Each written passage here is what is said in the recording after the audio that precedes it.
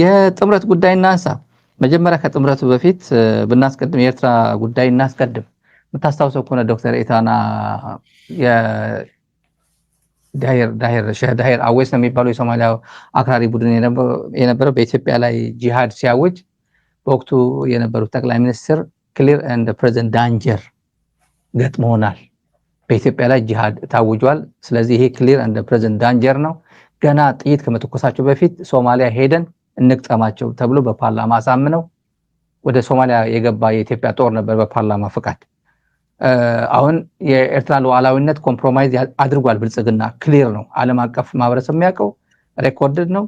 ጠቅላይ ሚኒስትሩም ጀነራሎችም በተጨባጭ በትላንትና እንኳን በዚህ ሚዲያ ላይ ስናቀርበው የነበረው ሻዕቢያን በ2018 እናጠፋለን፣ ህወሓትን በ2018 እናጠፋለን ብሎ የተናገረው የመከላከያ በቀጥታ ሲተላለፍ የነበረው ከዛይር ከዩቲዩብ ቶሎ አጥፉ ተብሎ አጥፍተውታል እና ግልጽ ነው።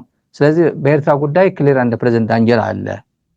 በተመቸው ሰዓት ኢትዮጵያ ኤርትራን ሊወር እንደሚችል ክሊር ነው። ተራክሟል ባለበት ሰዓት ትግራይ መጥቻ አዳክሜዋለሁ ባለበት ሰዓት አሁን ኤርትራ ሄጄ መውረድ እችላለሁ ብሎ ገምግሟል። እነ ጀነራል ጻድቃንም እየወጡ እየተናገሩ ያሉት እየተመለከት ነው። ወደብ አይደለም የምንጠይቀው፣ ክሊርሊ ጥያቄያችን ከወደብ በላይ ነው የሚሉ ፕሮፓጋንዲስቶች እያሰማራ ነው። ስለዚህ ጦርነቱ ምናልባት ከተነሳ በአብይ አህመድ እጅ ላይ አይደለም። አብይ አህመድ የመጀመርና ያለመጀመር፣ አብይ አህመድ ከፈለገ የሚጀምረው፣ አብይ አህመድ ካልፈለገ የሚቆም ጦርነትም አይደለም። ኦልሬዲ ክሊር ኤንድ ፕሬዘንት ዳንጀር ገጥሞኛል የሚል ኃይል እወራሃለሁ የተባለ ኃይል ተነስቶ ጥሩ አጋጣሚ አግኝቻለሁ ብሎ ባሰበ ሰዓት ትላንት ወደ ትግራይ ተባብረው ትግራይን የወረሩ ኃይሎች አጋጣሚው ፖለቲካል ኮንፊገሬሽኑ ተቀያይሮ ተባብረው ወደ ብልጽግና እንመጣለን የሚሉ ኃይሎችን አስተባብሮ የመምጣት እድል አለው ብዬ አስባለሁ። እስቲ ፖሲቢሊቲውና እዚህ ጋር አካባቢ የተፈጠረው የፖለቲካ ስላለፉ የጥምረቱ ጉዳይ መፈጸም አለበት ወይስ መዘግየት አለበት? አይ የሉዓላዊነት ጉዳይ ምናምን ተብሎስ መዘግየት አለበት ወይ? አይ በምርጫ ብቻ ነው አብይን ማስወገድ ያለብን የሚሉ የፖለቲካ ኃይሎችም እንዳሉ ስለምናውቀው ሰላማዊ ብቻ ይሻላል ለሚሉትም አስተያየት ስጠን እስቲ። ስታሊን ኤርትራን በተመለከተ እስክንሳቀቅ ድረስ አንድ መሪ እንዲህ ያደርጋል እንዴ ብለን እስክንሳቀቅ ድረስ የመደገፍና ያለመደገፍ ጉዳይ አይደለም። ማለት የአገር መሪ እየዞረ ለሰው ፍርፍር ያድላል ወይ ማለት እስክንሳቀቅ ድረስ ጎንበስ ብሎ ወጥ እያወጣ ፍርፍር እያዘገነ ማለት እንደዚህ ሲያደርግ ሲንከባከብ የነበረውን የኤርትራን መሪ ሲንከባከብ የነበረው ማን ነው? ሰው ከረሳው ብዬ ነው። እሱም ቶሎ የምትረሱ ብሎ ህዝቡን ስለሚሰድብ በዛ ልክ ሳይሆን እንደው ለማስታወስ ያክል ሄዶ ጠርቶ ጋብዞ የቡና ቁርስ እያስያዘ ቅረጹኝ ብሎ ፎቶ ተነስቶ ያመጣው እኮ ኢሳያስን ያመጣው አብይ ነው። እና ከዛ በኋላ የተደረጉትን ነገሮች ይሄ ፓብሊክ ላይ የታዩትን ነገሮች እኔ ለመናገርም ጊዜው የለም፣ ግን ለማስታወስ ያክል ነው። አብይ ከመጣ በኋላ ከየት ተነስተን የት ደረስን የሚለውን ማስታወስ ጥሩ ነው ለማለት ያክል ነው። ከዛ በኋላ በዚህ ምክንያት ነው የአውሮፓ ኤሊቶችም ሞኝነታቸው ተጨምረው በዚህ ምክንያት ነው ኖቤል ፒስ ፕራይዝ የሰጡት። ተሞኝታቸዋል። የኖርዌይ የተከበረ ተቋም ተሞኝቷል ብዬ ነበር የጻፍኩት እዛን ጊዜ፣ እስካሁን አለ። ተሞኝታቸዋል። ለደንብ ለማይረባ ሰው ክቡር የሆነ ሽልማት ሸልማቸዋል ብያለሁ ነው የዛን ጊዜ። አሁን ዘራፍ እያለ ያለው ነፃ ሉዓላዊ የሆነ አገር ላይ ነው። እዛን ጊዜም ጋብዞ ያመጣው ነፃና ሉዓላዊ የሆነ ሀገር ላይ ጋብዞ ያመጣው በግብዣ ነው መጥቶ የኢትዮጵያ ፖለቲካ ውስጥ እንዲገቡ ያደረገው። እነሱም ራሳቸው በመግለጫ እንዳሳወቁት ተጋብዘን ገብተን ተመዝግነን ወተናል ነው። ትክክለኞች ናቸው። እኔ ምንም የካዱት አይመስለኝም። ተጋብዘን ገብተን ተመስግነን ደግሞ ወጥተናል ብለው ዛሬ ኤርትራን እወራለሁ የሚባለው ነገር አባገዳዎችን ሰብስቦ እንደመረሸን ቀላል ነገር አይመስለኝም። እኔ እሱም የሚያውቀው ነገር ነው። ይሄ እጄ ወራለሁ ካለ ፉከራ እኮ አያስፈልግም። ምሳሌ 60 ኪሎ ሜትር ናት ምን አለች አላሉም እንዴ? ለምንድን ነው የሚቀመጡት እስካሁን? ለምን አልሄዱም ማለት ይሄ ነው። ማለት እኔ ከጦርነት ለማንም መልካም ነገር አይወጣም። የሰው ልጅ ነው የሚሞተው፣ ከዛም ከዚህ ንብረት ነው የሚወድመው፣ ከዚያም ከዚህ ማለት እወራለሁ ካልክ የምን ዳንኪራ ነው እሱ? ማለት የምን ዘፈን ነው የሚያስፈልገው? እሄዳለሁ ካልክ እኮ ያው መንገዱ መሄድ ነው፣ ምንም እንትን የለውም። እዛም የሚጠብቅህ ግን አበባ አይደለም፣ ከዛም የሚጠብቅህ ነገር አለ። ትግራይን 360 ዲግሪ ከቦ እንደ መደብደብ የሚቀል ነገር አይደለም። እሱም የሚያውቀው ጉዳይ። ስለዚህ ማን ነው ሄዶ የሚጠቀመው የሚጎዳው? እሱ የምናየው ነገር ነው። ነገር ግን ስለ ጉድኝቱ ላይ ስላነሳህልኝ እኔ አብይን በተመለከተ አብይ ኢትዮጵያ ላይ ባመጣው ውርደት አብይን ለማስወገድ የሚደረግ ትብብር እኔ በሰው ልጆች መካከል አይደለም፣ በሰው ልጆችና አብይን የሚዋጉ አውሬዎች ካሉ ትብብሩ ትክክል ነው ብዬ ነው የማምነው። ትብብሩ ትክክል ነው ብዬ ነው የማምነው እኔ። እና ማሳያዎችን አንድ ሁለት ምሳሌ አንስቼ ተዋለሁ። ይህን ነገር ግልጽ የሆነ ነገር ስለሆነ ማለት ነው።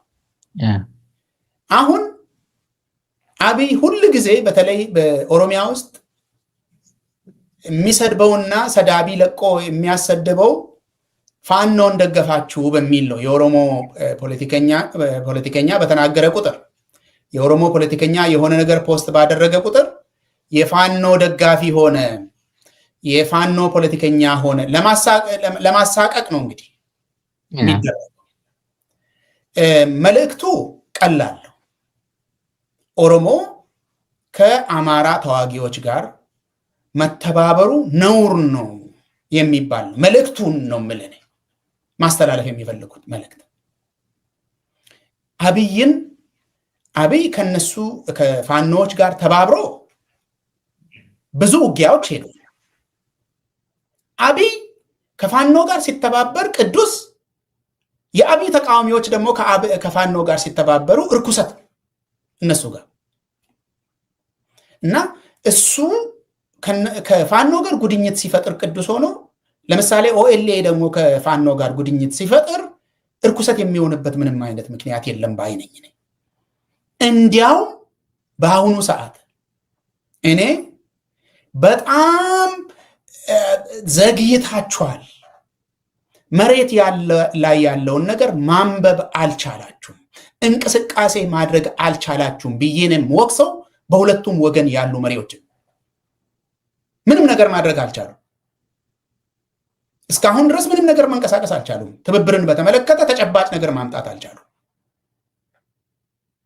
ያ ትብብር ግን በጣም ወሳኝ ነው። የፋኖና የኦኤልኤን ብቻ አይደለም እያልኩ ያለሁት። አሁን ምንድን ነው የቀረው ትግራይ ላይ? ማለት ምንድን ነው የቀረው? ቢለምን ቢያስለምን እባካችሁ ፕሪቶሪያ ላይ ይሄንን ስምምነት ተፈራርመን ነበር እባካችሁ ቢለምን ቢያስለምን አሁን ያለው የትግራይ ጊዜያዊ አስተዳደር ጨምሮ እየለመነ እባካችሁ ቢል፣ ጦርነት ፈላጊዎች ናቸው፣ ህዝቡ ጭምር ጦረኛ ነው፣ ጦርነት ነው የሚያምራቸው የሚል ፕሮፓጋንዳ አይደለም እንዴ እና አብይ ለቀው እየተቀመጡ ያሉት? ስለዚህ እኔ አንደኛ በኢትዮጵያውያን መካከል የሚደረግ በተለይ አሁን ፖለቲካው ወደ ትጥቅ ስለዞረ ታጥቀው ያሉ ኃይሎች ይሄ አብይ የሚባል ነፍሰ በላ እንዲጠፋ ከተፈለገ መንገዱ እንዲያጥር ቀላልም እንዲሆን የሀገሪቷ ህዝቦችም እንዲያምኗቸው ከፈለጉ በአስቸኳይ የሚታይ ትብብር መፍጠር አለባቸው ባይ ነኝ። ይሄ ትብብር መፍጠር አለባቸው የምለው ግን ለፖለቲካ ፍጆታ አይደለም። እኔ ተጨባጭ የሆኑ ነገሮችን ልንገር። ዛሬ በኢትዮጵያ ውስጥ ያለው ሁኔታ የፖለቲካ ጥያቄ ከምንላቸው ሬጉላር የሆኑ የፖለቲካ ጥያቄዎች የዘለለ ነው። አንደኛ በልቶ የማደር የሰው ልጅ በልቶ የማደር አቅሙ ጥያቄ ውስጥ ገብቷል። እስኪ አይደለም የሚል ሰው ይናገር። እስኪ ስታሊን ፒኤችዲ ለመማር የሚመጡ የዩኒቨርሲቲ መምህራን የሆኑ ሰዎች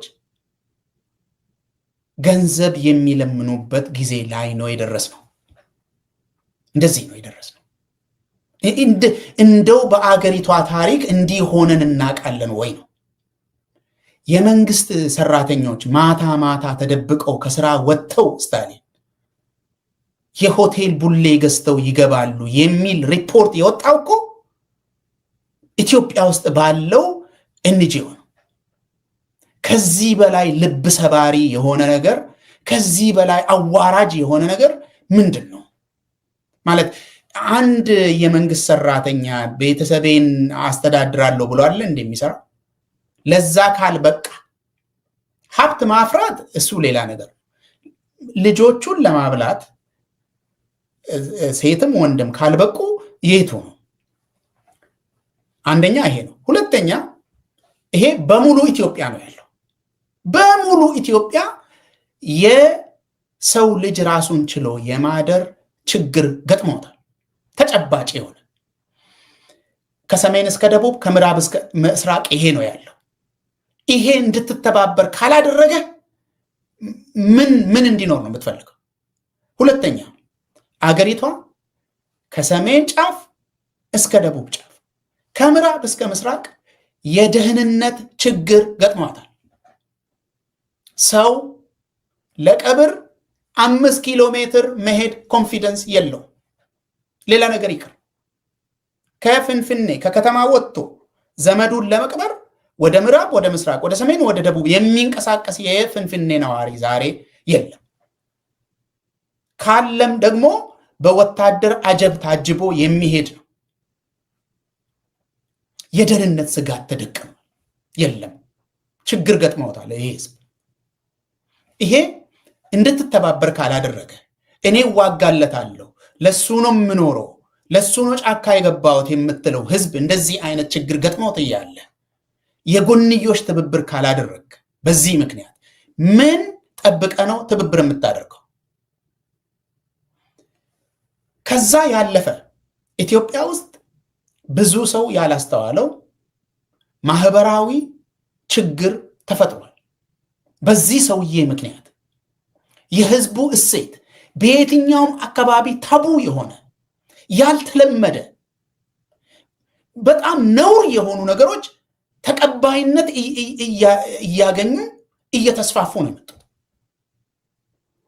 ሌብነት ዛሬ ስታሊን የሚታፈርበት የምታፍርበት ነገር ሳይሆን የሚኮራበትና እነ እከሌ እኮ ዛሬ ይሄን ያክል ወሰዱ ተብሎ የሚኮራበት ጊዜ ላይ ነው የደረስነው ዛሬ።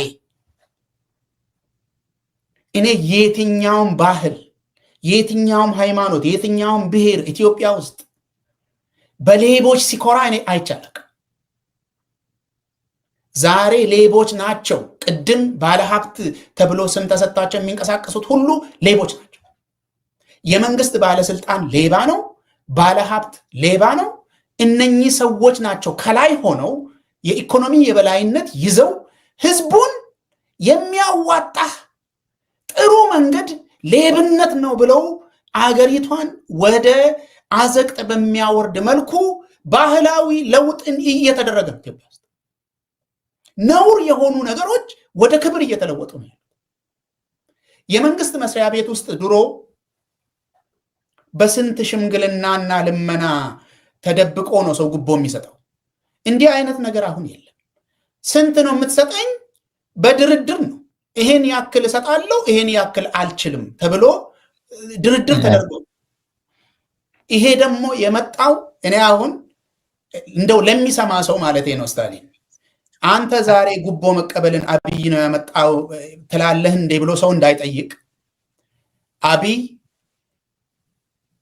2500 ካድሬዎች በተሰበሰቡበት ቦታ ስረቁ ዝረፉ ብሎ አዘውናል ብሎ የተናገረው ታዬ ነው። ሁላችሁም ሰምታችኋል። እኔ አብይ ጉቦን መቀበል አመጣ እያልኩ አይደለም።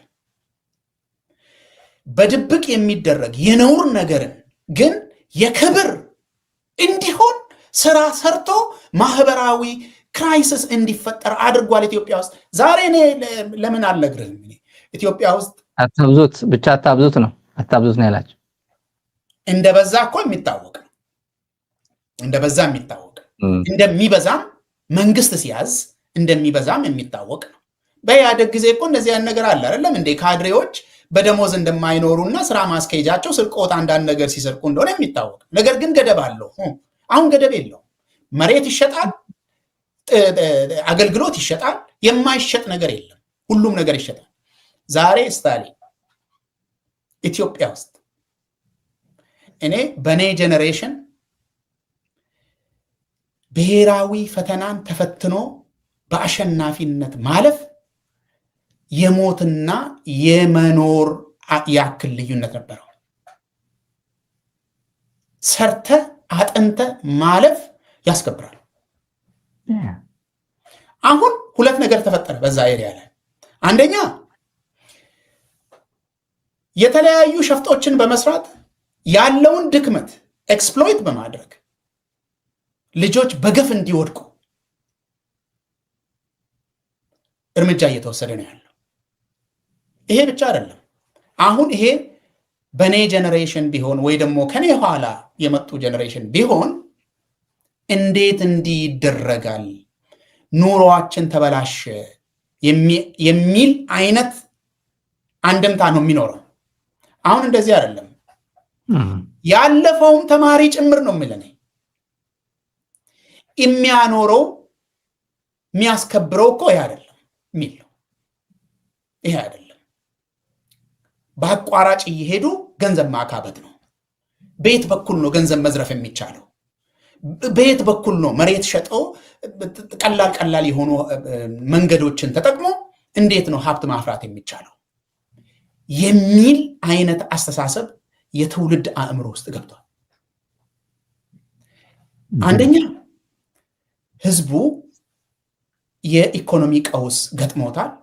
ሁለተኛ ዜጎች ሁሉ የደህንነት ችግር ገጥሟቸዋል። ሶስተኛ ማህበራዊ ቀውስ ኢትዮጵያ ውስጥ ተፈጥሯል። እነኚህን ነገሮች አይተው የሚዋጉት የሚታገሉት ትብብር ካላደረጉ ዛሬ መቼም ማድረግ አይችሉም። የሚያደርጉት እኮ እስከ መጨረሻው አንደኛው የሌላኛውን ፖለቲካ ውጦ እስከ መጨረሻው እንዲስማሙ አይደል። ያለህን ልዩነት አክብረ አውቀ በእውቀት ተመርተ የነ እከሌ ጥያቄ ይሄ ነው ብለ ተረድተ የኔ ጥያቄ ደግሞ ይሄ ነው ብለ ተረድተ የሚጋጭበት ቦታ ኦቨርላፕ የሚያደርግበት ቦታ ሊኖር ይችላል። ይሄንን ደግሞ አይተ ይሄ ኦቨርላፕ የሚያደርጉ ጉዳዮችን የምንፈታበት መንገድ ይሄ ነው ብለ ቀይሰ አስቀምጠ ሮድማፕ አስቀምጠ ተከባብረ ተስማምተ በድርድር ትብብር ፈጥረ ህዝብህንም ነፃ አውጥተ ለሀገሪቷም ተስፋ ታመጣል። ይሄንን ማድረግ ከነሱ ነው የሚጠበቀው። እስካሁን ድረስ አላደረጉም። ባለማድረጋቸው ብርታትን ሳያሳዩ ቀርተዋል ነው የምለው እኔ። ሁለተኛ የትብብርን ጉዳይ ስትመለከት ኢትዮጵያ ውስጥ ያሉ ችግሮችን በተለይ እነኚህ ጥቃቅን የሚሆኑ ወይ ደግሞ ትላልቅም ነው በላቸው ኦቨርላፕ የሚያደርጉ የፖለቲካ ጥያቄዎች ካሉ ያንን ተገን በማድረግ ያንን ከመጠን በላይ በማጋነን መስማማት አይቻልም እያሉ የሚያወሩትን ሰዎች በመስማት እና በመፍራት መሪዎች የሚቀመጡ ከሆነ መሪዎች አይደላችሁም ነው የምላቸው። ምክንያቱም መሪ እኮ ማለት ፊት ለፊት ሆነ እኮ ሐሳብ አመንጭት ፕሮግራም አውጥተ አደራጅተ መንገድ የምታሳይ ማለት ነው። ይሄንን የማታደርግ ከሆነ መሪነት የለህም ማለት። ድፍረት ይጠይቃል። ተደርጎ አያውቅም ይላል። የተደረገውን ነገር ብቻ ተከትለ የምትሰራ ከሆነ እኮ መሪ አያስፈልግም። ምንድነው የምትሰራው? ምንድነው ያልተደረጉ ነገሮችን ጭምር ለማድረግ ነው መሪነት። ስለዚህ አብይን ለማስወገድ የሚደረግ ትብብር ድንበር አለው ብዬ እኔ አላስብም። በተለይ አብይን ለመሸኘት የሚደረግ ትብብር ድንበር የለውም። ህዝብን በጅምላ የሚፈጅ የአገርን ሉዓላዊነት ያዋረደ አገርን ያከሰረ የአገርን የፖለቲካ የፋይናንስ ሉዓላዊነት አሳልፎ ለባዕድ የሰጠ በሁሉም በኩል አገሪቷን አዋርዶ ባዶ ካዜና አስቀርቶ የውርደት አገር ያደረገን ሰውዬ ቤተሰብ በልቶ የሚያድረውን ነገር የከለከለውን የደህንነት ችግርን ያመጣውን የማህበራዊ ቀውስን ያመጣውን ሰውዬ የኛ ፖለቲካና የእናንተ ፖለቲካ አይስማም የምትል ከሆነ ምንም ነገር ማየት ተስኖሃል ማለት ነው። የገባህበት ችግር ራሱ ማየት ተስኖሃል ማለት ነው። አገሪቷ የገባችበት ችግር እያንዳንዱ ቤተሰብ ውስጥ የገባው ችግር ለነገ የሚባል አይደለም። ከነ እከሌ ጋር መተባበር የለብኝም የሚያስብል አይደለም። ስለዚህ ሁሉም በየወገኑ ለምንድን ነው መከላከያዎች አሁን እነሱ የከሰቱ መከላከያ እያገዘ ነው ብለው የከሰሱት ለምንድን ነው? እነሱ እኮ ህዝቡ የሚኖርበትን መከራ ስላዩ ነው። በቃ ሰጥተው እንደሆነ ይሄንን ያደረጉት እኮ ህዝቤ በቃ ይሄ ይመቸኛል ብሎ ከደገፈ ይሄንን የሚቀበል ከሆነ እኔ እሱን ልርዳ ብለው እኮ ነው። ምንም ሌላ ነገር እኮ የለውም። ይሄንን አይታችሁ እርምጃ ወስዳችሁ አሳዩን፣ ተራመዱ፣ ተንቀሳቀሱ ባይነኝ እኔ ስታሊን። በጣም አመሰግናለሁ። እስቲ የመጨረሻ ጥያቄ ላድርገው። ወሳኝ ጉዳይ ነው። የመጨረሻ ጥያቄ ቢሆንም ከወቅታዊነቱ አንጻር አንደኛ መሆን የነበረበት የሮይተርስ ይዞት የወጣው ያው ትላንትም የተለያዩ የኢትዮጵያ መገናኛ ብዙሃን እየዘገቡት ያለው የኢትዮጵያ ገመና ግልጥልጥ አድርጎ ያወጣው የኢትዮጵያ ዕዳ ጉዳይ ነው። በዩሮ ቦንድ የኢትዮጵያ 1 ቢሊዮን ብር ዶላር መክፈል አልቻልኩም ይራዘምልኝ ስትል የነበረችው ትችያለሽ ተብላ አሁን ወደ ህጋዊ አማራጮች ጠቅላላ አዲስ ስታንዳርድም ሪፖርተርም የውጭ ሚዲያዎች እንደነ ሮይተርስም ዓለም በሙሉ እየዘገበው ያለው ጉዳይ እሱ ነው። ዘገባው ለኢትዮጵያ ካለው ትርጉም በተለይ ለትግሉ አገነስ የብልጽግና ሬጂም ለሚደረገው ትግል ይሄ ምን አስተዋጽኦ ሊያደርግ ይችላል በሚለው ላይ ትኩረት እናደርጋለን። መጀመሪያ ዶክተር ኢታና ታስታውሳለህ ከዓለም ባንክና ከአይኤምኤፍ መበደር ማለት ከእናት መቀነት መበደር ማለት ነው። ምንም ይሄ ብድር ማለት አይደለም ስለኔ የነበረ ሰውዬ የሪፎርሙም ሳክሰስፉል ነው ያለፈው የኢንፍሌሽኑን እንትን ስናደርገው ሲያበላሸው ገንዘቡ ሲበላሽ ስኬታማ ነው ብሎናል ብሎ ዓለም መስክሮልናል ስለነበረ አሁን አህመድ ሺዴም እዚህ ዲሲ ነው ያለው። እኔ ያለሁበት አካባቢ ዲሲ ነው የሰነበተው። ችግር ውስጥ ነው። ፈረንሳይ የተጓዘውም ያለ ስኬት ወደ ሀገሩ ተመልሷል። ታውቀዋለህ ያው 8.3 ቢሊዮን ዶላር ወጪ አድርገናል እየተባለ የአይኤምኤፍ አይ ቲንክ ይመስለኛል 6.37 ቢሊዮን ነው ኤክስፖርት ያደረጋችሁ ብሏል። እነሱ 8.3 ነው። ከዛ ከነሱ ጋር ከአበዳሪዎች ጋር የገቡበት ሰጣ ገባ አትችልም ተብሏል። የሌጋል አክሽን ወስዳለን ህጋዊ አማራጮች እንከተላለን ብሏል። ገንዘባቸውን የሚያስመልሱበት ምን አይነት እነዚህ ጥያቄው እዚህ ጋር ነው። እኔ የኢኮኖሚ ባለሙያ አይደለሁምና ይሄ ትንሽ ማንበብ ይጠበቅብኛል። የኢትዮጵያ አየር መንገድ ሊወርስ ነው? የትኛው ፍርድ ቤት ነው የሚቆመው? ኢትዮጵያ አልከፍልም ስላለች እንዴት ነው እነዚህ ሌጋል አማራጮች ከተላሉ ያለው ምንድን ነው? የኢትዮጵያ መንግስትስ ወዴት አቅጣጫ ኢኮኖሚ ወዴት አቅጣጫ እየመራው ነው? እሱን ግን በሚዲያ ላይ እየነገረን ያለው ይሄ ነው። ዓለም አቀፍ የፋይናንሻል ተቋማት ደግሞ እየነገሩን ያለው በተጨባጭ ተመልካቾች ያዳመጡት ነውና እስቲ አስተያየት ሰጥበት ዶክተር ኢታና እነዚህ አማራጮች ምንድን ናቸው? መጀመሪያ አብይ እየኖረበት ያለውን ጊዜ ልንገር። አብይ በሱ አስተሳሰብ አሁን የሚናገራቸውን ነገሮች የሚናገረው እሱ በመናገሩ የሱ ሚዲያ ወስዶ ለአገር ስለሚያዳርስ አቅሙኛ ጋ ነው የሚል ገና ኢህአዴግ የመጣበት ጊዜ አካባቢ ነው የኖረ ያለው። አብይ በሚዲያ ዶሚኔት ማድረግ እንችላለን ግን ብለን ውሸቱን ከነገርነው እሱ ነው ተቀባይነት የሚኖረው፣ እሱን የሚቀለብስ ኃይል የለም የሚል ነው እና እሱ እየኖረበት ያለው ጊዜ ያ ነው። አሁን ያለንበት ጊዜ ደግሞ አንተ የምታውቀው ነው እንግዲህ ውሸት 5 ደቂቃም አይከርምም። የተቸገረው አብይ የተቸገረውም ይሄን ነው። በተለይ አሁን ከቅርብ 2-3 ዓመታት ወዲህ አብይ የተቸገረው ይሄ ነው። እሱ አሁን የሚዋሸው ከ5 ደቂቃ በኋላ ይጋለጥበታል። ይህንን ነው የተቸገረው።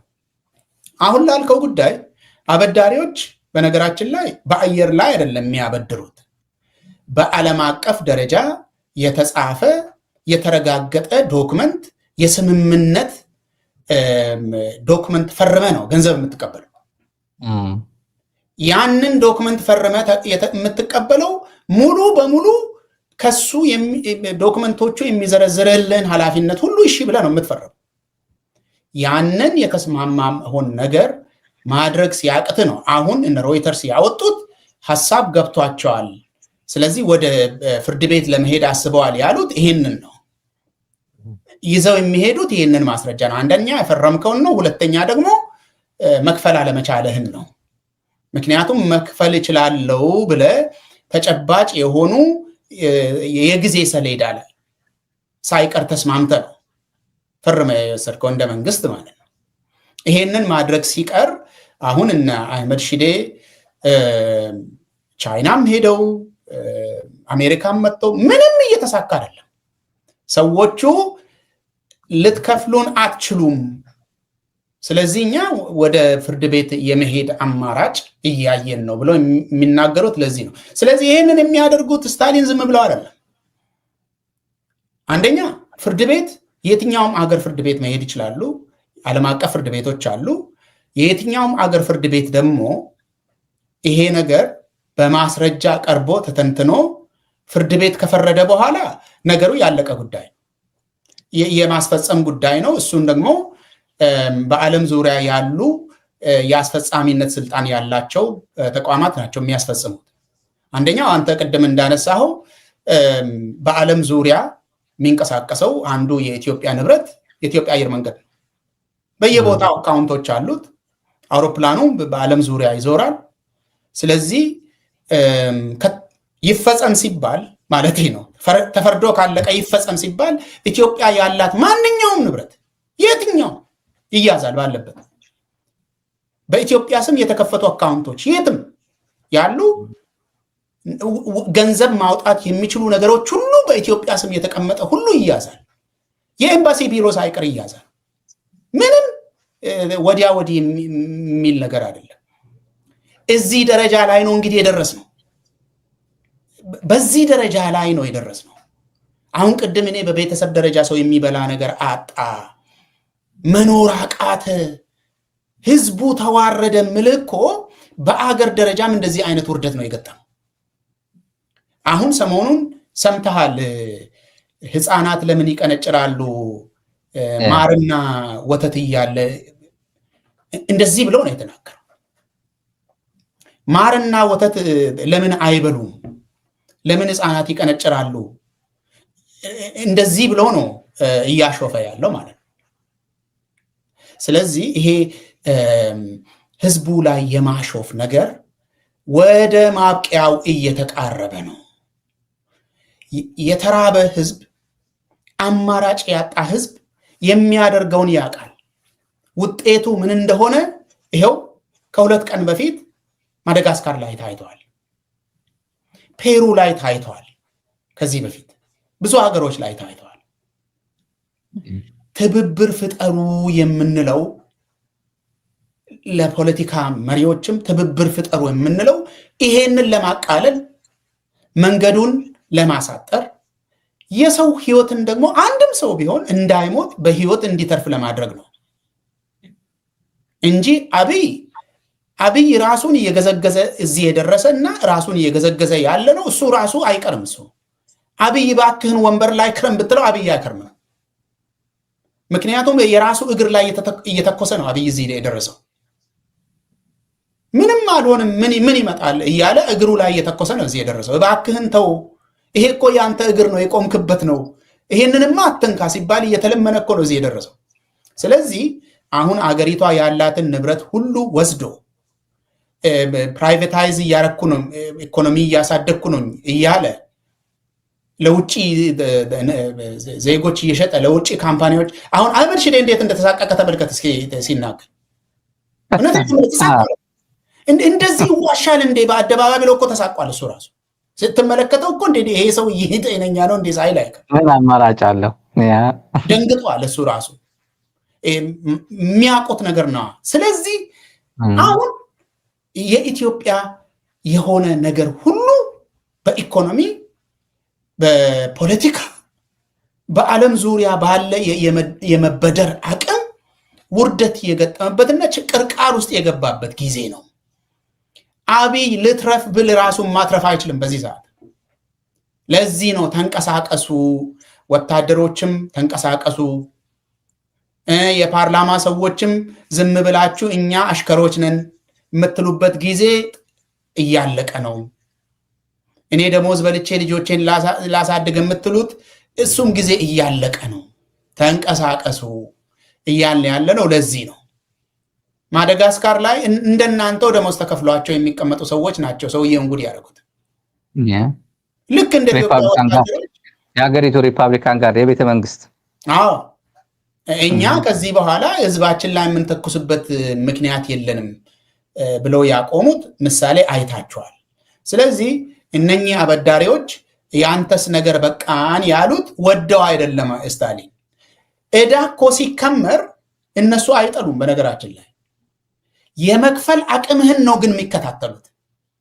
ሊከፍለኝ ይችላል ወይስ አይችልም የሚለውን ነው የሚከታተሉት እንጂ ዕዳ አንተ ላይ ቢከመር እኮ ብትዘገይ እኮ ችግር የለውም። ምክንያቱም ወለዱ ራሱ ይወልዳል። አሁን እሱ አይደለም የኢትዮጵያ ጉዳይ ላይ የገጠማቸው። መክፈል ሐሳብ ገብቶናል ክፈሉን እያሉ ነው። ክፈሉን ያሉት ደግሞ በአደባባይ የተናገራችሁት ነገር እንደዚህ አይነት 9.9 ቢሊዮን ዶላር አግኝተናል ምናምን እያሉ እያወሩ እንዲያውም በቃ እንደዚህ የምትናገሩ ከሆነ ገንዘባችሁን አምጡ እያሉ እሱ ለኢትዮጵያ ሕዝብ አሞኛለሁ ብሎ የወጣ ቱሪናፋ የሚነፋበት ነገር በአፍ ቃል ተጠመድክ ነው። ስለዚህ በአጠቃላይ ስትመለከተው ይሄ ወደ ህግ የመሄዱ እድሉ ሰፊ ነው። ከሄዱ ደግሞ ውርደቱ እንግዲህ እዚህ ነው ተብሎ የሚመለስ ነገር አይደለም። ስታሊን በጣም አመሰግናለሁ ዶክተር ኢታና ለነበረን ጊዜ፣ ጥሩ ጊዜ በተመልካቾች ስም አመሰግናለሁ። ቀይ ባህር ብሉ ቀይ ካርድ ለቀይ ካርድ የተዘጋጀው ብልጽግና በጣም ትልልቅ ጉዳዮች አንስተዋል በዚህ ፕሮግራም ላይ። አብራችን የቆያችሁ ሁላችሁም እናመሰግናለን። ሳትላይት እና ዩቲዩብ ላይ ነበር ቆይታ ያደረጋችሁት። ሳብስክራይብ አድርጉ ይህን ቻናል። ሆርን ኮንቨርሴሽንም ሳብስክራይብ አድርጉት። ትልልቅ ጉዳዮች ትላንትም ከትላንት ወዲያም ሰሞኑ በአፋን ኦሮሞም በአማርኛም ብዙ እየተተነተነ ያለበት ሚዲያ ነው። እሱን ተከታተሉት። በዚህ አጋጣሚ እኔ ሪኮመንድ አደርጋለሁ ሁሌ ሳብስክራይብ እያደረጋችሁ ሚዲያውን ኢምፓወር አድርጉት፣ አሳድጉት። 100,000 200,000 ዝም ብሎ በአንድ ቀን መሄድ የነበረበት ነው። ግን ብዙ ጊዜ የሚዲያ አድቮኬሲ እንትን ብዙ ስለማይሰራ ነው። በዚህ አጋጣሚና ሚዲያውን ሪኮመንድ እናደርጋለን። ሆርን ኮንቨርሴሽን ገብታችሁ የትላንትና በተለይ ፕሮግራማችሁ ብትሰሙ መልካም ነው። ብዙ ጉዳዮች ሰሙበታላችሁ የትላንትና። ዶክተር ኢታና ለነበረን ቆይታ አመሰግናለሁ። አመሰግናለሁ ስታሊን።